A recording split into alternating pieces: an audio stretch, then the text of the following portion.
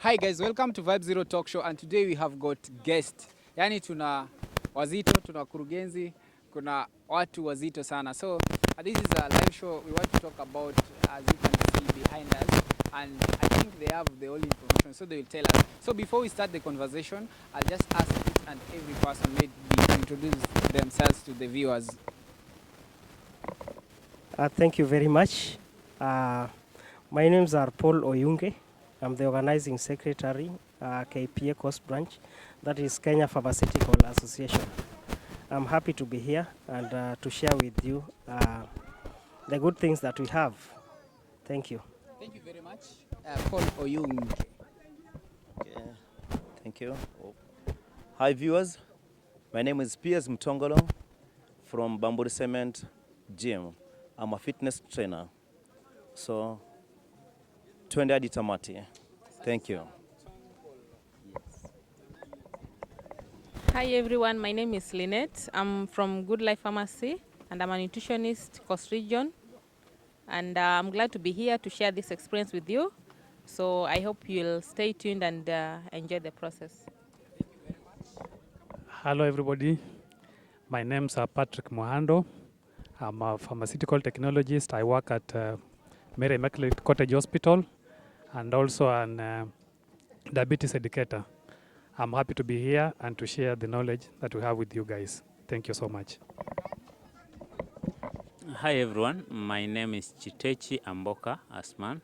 I am a pharmaceutical technologist and I'm also the branch secretary, Kenya Pharmaceutical Association Coast Branch. I'm happy to be here to share insights about diabetes. Thank you very much, Chichi. And guys, today we are just talking about diabetes. Najua umesikia diabetes, ugonjwa wa sukari. Kwa Kiswahili inakuwa ngumu kidogo. Sijui kukula sukari unakuwa na ugonjwa. Sijui tutajua, Kisukari. It is very hard, but tuko na experts here watatuambia what does it entails to have diabetes or to have high level sugar. So without wasting a lot of time, I would really like to appreciate Good Life Kenya Pharmaceutical Association Coast Chapter and Bamburi Cement for hosting us at this place to create awareness about diabetes. And we really appreciate you guys for making an effort to enlighten the community about diabetes, which has become a major menace in our community. And we are really learning a lot, and I believe that we are going to learn a lot from you guys. So without wasting a lot of time, I'll request Chichi to take us through maybe what is diabetes, and maybe if he can tell us the type of diabetes that we have. Thank you very much, Vibe Zero. Maybe before I go to what is diabetes, I'd like to recognize our partners in this event today, Bamburi Cement, Good Life Pharmacy, Kenya Pharmaceutical Association, and we also had invited guests from Kenya Medical Training College, Mombasa, as well as Technical University of Mombasa. The essence of creating awareness on diabetes this day is to just to commemorate the inventors of insulin. This day is usually celebrated on the 14th of November every year under the WHO calendar. And it's a day where we create awareness on diabetes. And this year's theme was education to protect tomorrow. So back to your question, what is diabetes? Diabetes is a condition where the body is not able to regulate its blood sugars. Maybe that is the simplest I can put it. There are three types of diabetes. One is type 1 diabetes, also known as juvenile onset diabetes, or insulin-dependent diabetes, where a person doesn't have insulin at all to control the blood, so they have to depend on external insulin injections.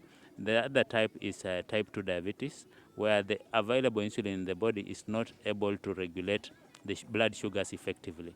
And the third one is the gestational diabetes, the one that develops especially in women during during pregnancy. So essentially those are the three types of diabetes. Thank you very much for briefly explaining to us what is diabetes, and also the importance of knowing the sugar level in our body. So maybe I'll ask you to explain to us what is the relevance of not knowing your sugar level in the community. Umuhimu gani ya kujua sugar level yako yule mwenye anatazama yule ambaye yuko nyumbani pale anasema mimi sina haja ya kujua, sina ugonjwa wa sukari? Yeah, thanks you once more.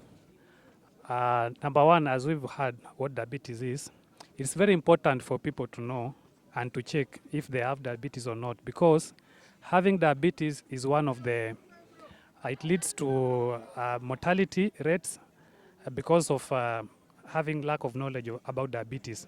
And the thing is actually spreading a lot in the communities. And just to sum up what you've asked, yeah, there are so many complications that come when somebody has diabetes. You know, when you have this rise in blood sugars, it normally leads to very many complications that would actually not want a human being to pass through. Some of those complications are like maybe sometimes you'll have these like retinopathy. Retinopathy is like you have the to put it in a simple way, problems with the eyes, problems with the kidneys, problems with the nerves. Sometimes you might be having things we call like diabetic foot ulcers. Some people go even to be amputated their legs. On the men side, sometimes people get, when you have diabetes, you can get erectile dysfunction. And on children, when you do not have that, when diabetes is not like regulated or monitored, yeah, you might have a lot of mortality. So it's very important for people to check their diabetes status so that they can be able to get rid of all these complications that a person might be able to have when they have unregulated blood sugars. So it's very important for everybody to go for a check and to maintain good blood glucose levels to avoid those complications. I might sum up that way. Asante sana kwa kutuambia complications ambazo mtu anapata akiwa na diabetes, and it's important to know your sugar level. Vile umesikia kuna complication ambazo unaweza develop without knowing that you had diabetes. So if you are watching this video, just check your sugar level and know your status of diabetes. And without wasting a lot of time, maybe Oyunge, you tell us those simple signs and symptoms that maybe somebody akiwa akonazo anafaa kuenda at least aende check up, because watu wana complain. Hebu tueleze, wewe ndio unajijua.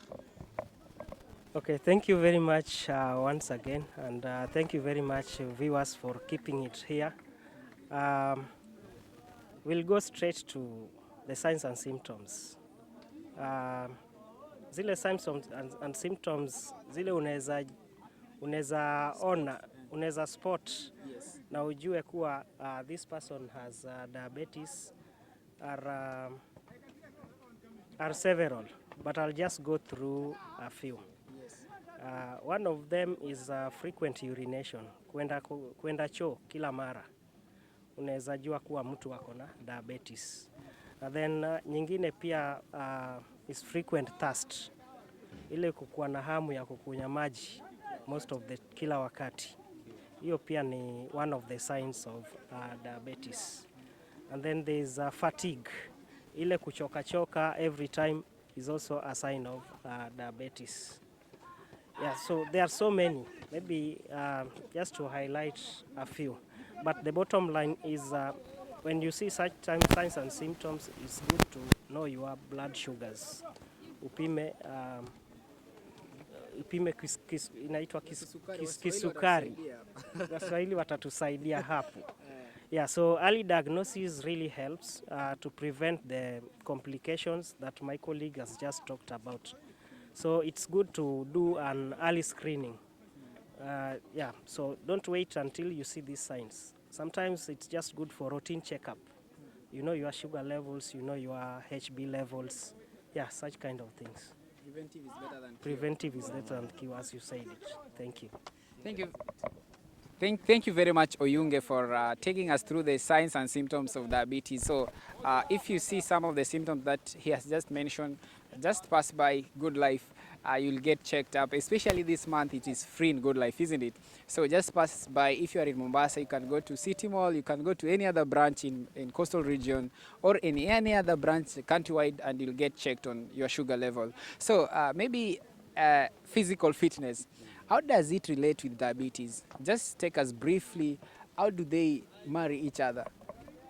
Okay, thank you. As you know, fitness or other exercise, frequent exercise keeps you young, and exercise rejuvenates your body cells. So by doing some few exercises, definitely you reduce the chances of getting any kind of diseases. So as per diabetes, the best workout ambayo inazuia chances is just jogging, cardio, and walking. At least do some few exercise, you sweat a bit, you lower the chances. Yes. So as you know, many people perish for lack of knowledge. This is the simple thing you can do. You don't have to go to the gym. You can just walk. You can do early morning jogging. Yeah. With that, for sure, trust me, forever you'll ever be looking young. So, unajua watu wanaogopa exercise sana. Watu Yes, kufanya exercise. wanaogopa kule kuumwa. Na as they say, no pain, no gain. Yeah. And also, okay, one, unafaa kuipenda. You see now, unafanya for your own benefit. Yes. And as you know, how they say, dawa tamu haiponyeshi, ile kali ndio ponyesha. So you have to go through the pain. Yes. To achieve. Yes. Nani tumesikia sisi wote, especially start from us here, and I'm very glad that I can see my able secretary. He's really doing a lot of exercise. By the way, today we've done a lot of exercise here. Yenye hatujaifanya, mtaziona tu. So exercise aspect is very important. Is type of preventive measures of diabetes. So if you can do some exercise at home, just jumping, just taking a walk, keeping even swimming. Yes. All these can really help you, and not only diabetes, other diseases can also be prevented by doing exercise, because through exercise we also lose a lot of toxins in the body, isn't it? Yes. Okay, thank you very much, guys, and do it today. Don't wait for tomorrow. And if you're around Bamburi, if you're around Mombasa, you can come to Bamburi Cement Fitness Gym. I think nitaanza kujoin. Sijui kama niko fit, but tutajua, si ndio? You're already fit. Are you sure? Just qualified. I just qualify. Yes. So anybody is qualified. If you're overweight, if you're underweight like me, sijui kama niko underweight, nitapima BMI hapa. You are qualified to come for this exercise. Yes. So guys, keep fit and come to Bamburi Fitness Gym. So thank you very much, guys. So we want to talk about nutritional. Unajua chakula ni muhimu sana. Kwanza sasa hii tumeanza kuanza njaa sababu ya exercise yako. Umetufanyisha exercise bro. But anyway, let us hear the aspect of diabetes with the nutrition.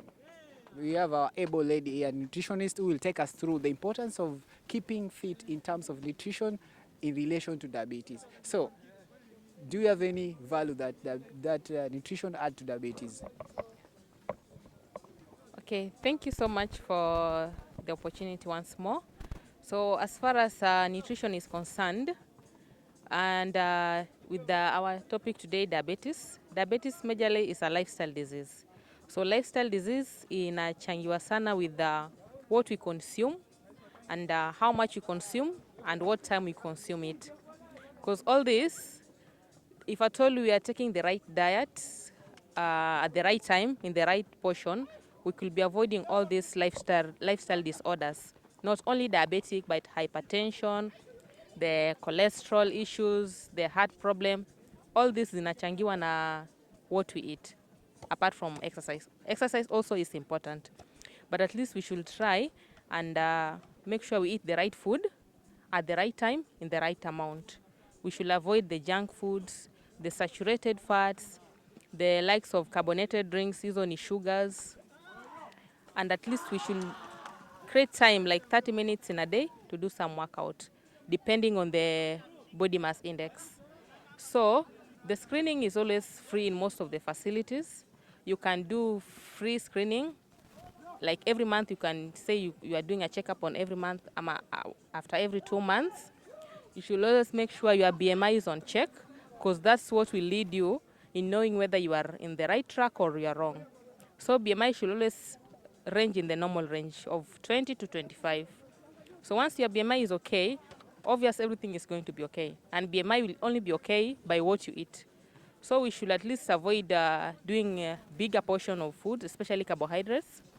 We should hydrate frequently and at least have enough sleep. Enough rest is also important in the body. So make sure you hydrate, especially the people around Mombasa who wana uvivu wa kukunywa maji. Somebody might meet somebody anakwambia 2 days sikunywi maji, anakuja kuna headache, pressure imepanda, and once uko na pressure ndo inachangia hizi mambo za diabetes, hizi cholesterol issue, heart problem. So let's make sure you hydrate. Usikunywe maji kama unasikia kiu. Pale husikii kiu ndo unafaa ukunywe maji. But during the day is important. During the day ndo we are engaging in so many activities. Usiku maji is not that important. So we should make sure tuna eat the right amount of food, more fruits and vegetables to prevent this disease. Chakula pia unapokula, you avoid snacking maybe after main course ya usiku. Too much snacking pia inaleta weight. Naona. Once weight imekuwa mingi, hizo conditions zote zitakuja. Na hapo kwa portions, unajua tunapenda chakula sana, especially sisi wanaume. Kwa portion hapo itabidi umetusaidia sababu umetumia terms hapo kidogo, maybe utatueleza kwa Kiswahili hiyo portion fulani inatoshana aje, pimo maybe kiwango gani? Okay, when I say portion control, chakula yenye tunafaa tukule kwa wingi inafaa ikue vegetables. Because you know vegetables they are high in fiber, and fiber zinakuanga na satiety value. So ukikula you'll feel full most of the time. That's why tunaambiwa tukule vegetables in plenty. Plus, you know vegetables ni micronutrients, ni nutrients zile kidogo. So for the body to get enough of vegetables, lazima ukule mingi. Because mostly zikiwa exposed kwa jua, nutrients zinakuwa lost. Zikiwa overcooked, nutrients zinakuwa lost. So you'll just be eating to feel full, but it won't give you the nutrient that you need. So vegetables, dark green vegetable always should be taken in larger portion because zinakupea satiety value. So utakuwa kila mara unasikia kukula biskuti, unakula cookie ama una crave chips, una crave kuku. You'll just be feeling kukunywa maji, si kukula. But mboga should be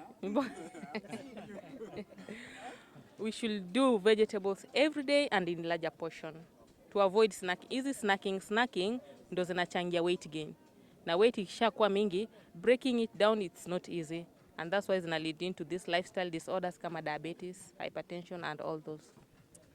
They say, You want to add something? yeah, they say eat what we need, don't eat what we want.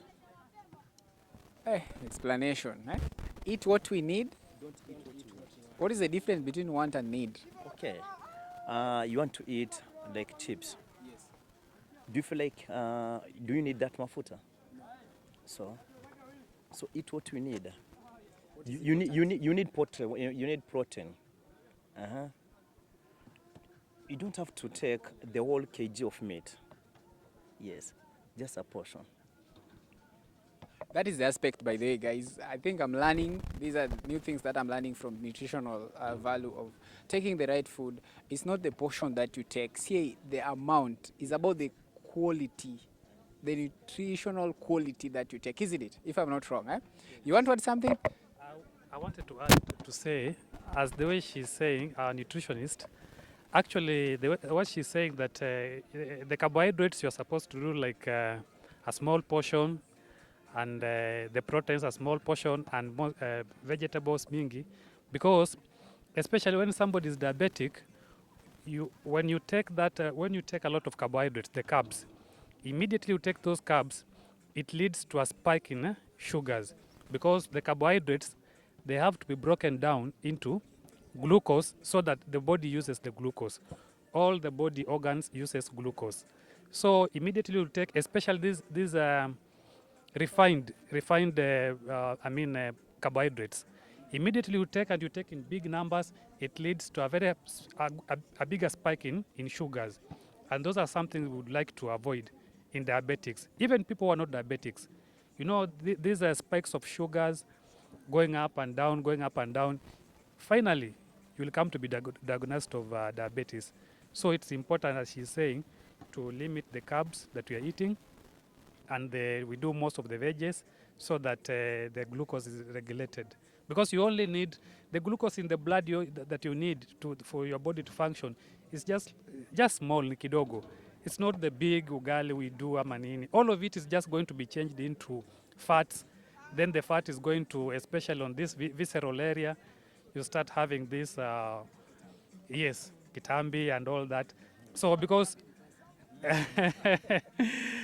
no, not really. Yeah, so those are the things we are trying to avoid. And also, when you have a lot of the obesity, when the obesity comes in, even the glucose, the muscles, the insulin cannot work properly to take the glucose into the cells, into the body cells.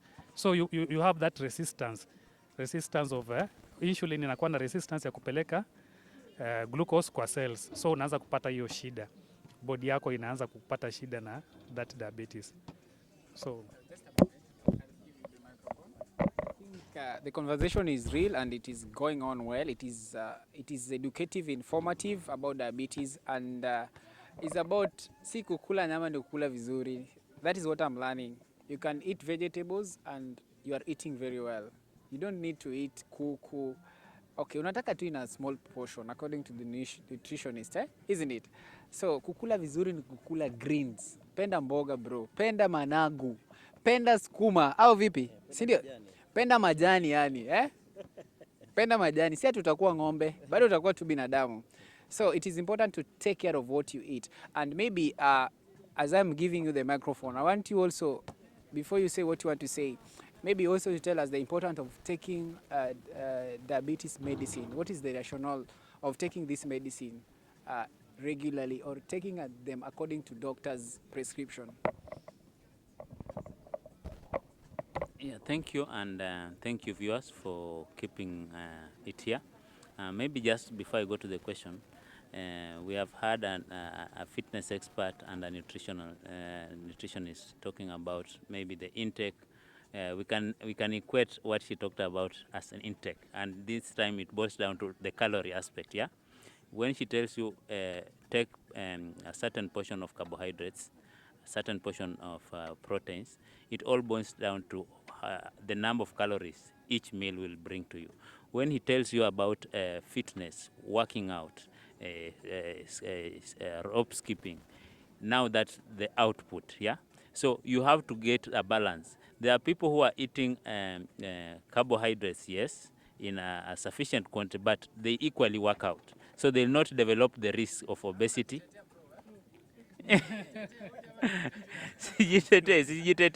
What I'm just saying, there should be a balance, and maybe if you want to cut on weight, there should always be a calorie deficit. Yeah, meaning you are taking out more than you are getting in. Yeah, because whatever you are getting in excess always comes out as deposits under your skin. They will increase your weight. They will predispose you to diabetes. Yeah, and maybe going back to your question on the importance of medication, it is really important that once you are diagnosed with especially type 2 diabetes, you stick to the treatment regimen prescribed by a doctor. Sometimes I know there are people who will feel that because they know now what the symptoms are, they feel having a little bit of fatigue, having frequent urination, I'm sweating profusely, now I go direct to getting medications. No, the right process is, if you feel that the symptoms you are having are leading you towards that side, the first thing you do is to take a test, diabetes test. Then based on the results of that test, a doctor or any medical practitioner will be able to advise you on which medication fits your blood sugars. And the regulation is usually a monitored process. You don't just take medication and assume they are doing their work. As you take your medication, there is always nutritional aspect that will be factored in. the foods you are supposed to take, the foods that you are not supposed to take, and especially adherence to the treatment that you are prescribed to, and monitoring the blood sugars throughout. Sometimes I know there are clients who will feel that maybe my blood sugars were at 20 something and now they have been regulated, they are at 5, now I leave the medication. The aspect is sometimes there are triggers in our body that will force a spike in our blood sugar. So if you are not taking your blood medication, your blood diabetes medication religiously, when such a trigger happens, that's where you find some people going into diabetic shock, because the blood sugars shoots and most definitely they'll damage our internal organs, and you find people developing complications. But now this is a condition that you will have to take medications, and from time to time seek medical advice, try to be very close to your medical provider to be able to guide you in that journey of regulating blood sugars. Thank you very much, guys, for the input. I know our viewers and the output. The input and the output. Now that amesema ya kwamba unakula na zingine zinatumika, jua inatumika vipi, si ndio? Kama inatumika kwa exercise, well and good. Kama itumiki kwa exercise, umekaa tu pale nyumbani, is dangerous for you. Nini kupata diabetes, isn't it? So thank you very much, guys. Those people are watching this live conversation about diabetes. I know we have a lot to talk about this diabetes disease, but because of time, maybe we are coming to the end of the show. And before we wind up, I really take this opportunity to appreciate you guys, and maybe just parting shot, just 1 minute each. Maybe start from here. What you tell the viewers? Okay, thank you very much for inviting us. Thank you very much, viewers, for listening to us. It's been a great show, and I hope this is just the beginning. I hope we'll have big events, more insights on lifestyle diseases, because it is something that is affecting the community. Yeah, some doesn't have the knowledge, so it is a very good moment that we are gathered here, that we have this show, at least to share with you. So as we say, knowledge, when you get it, you pass it on. So whatever you have got from the panelists, kindly make good use of it, pass it on to the neighbors, pass it on to your relatives and your friends as well. So mine is just to say thank you, and we'll be glad to come back and share more. Thank you very much, Oyunge. Thank you very much. We're looking forward for that. Thank you. Okay, thank you. There are two things maybe I'll say. Nakumbuka tukiwa shule tulikuwa tunakula the last meal ilikuwa ni 6:30. And no teacher ashaeleza kwa nini wanafunzi wanakula jioni. Ukienda hospital wagonjwa saa 12:30 wameshakula. Wafungwa vile vile. Why? That's the right time to take our last meal. 6. Hii kukula saa 2 jioni inaleta madhara. You are going kulala na tumbo limejaa. That's very wrong. That's one. 2, one day is equivalent to 24 hours. That's true. And in 24 hours, ilikuwa divided into 3 sections. 8, 8, 8. 8 hours ya kulala, 8 hours job, and 8 hours ingine. Okay, now out of 24 hours, 8 hours ya kulala, you still have 16 hours. 16 hours, you can't tell me you work for 16 hours every day. So 12 sali moja for workout, ya exercise. You still have 15 more hours. So I don't see any reason as to why usemeti I don't have time to work out. I don't have to go to the gym. I don't have time to exercise. That's wrong. So with those two challenges, I'm still your fitness coach, Spears Mtongolo. Thank you very much. By the way, you've reminded me of something. I was somewhere like 1 month ago, and we used to eat mpaka 6. 6 nilikuwa mwisho. And nikijaribu kuangalia vile nilichange in terms of weight, in terms of everything, ni tofauti na vile ninaishi sahi. So I think it's something that you really need to embrace, hiyo eating habit. Mapema ndio best. Mapema ndio best, guys. So let's hear from nutritionist. Okay, thank you guys for tuning in. It has been a pleasure being here and sharing what we have. As diabetes is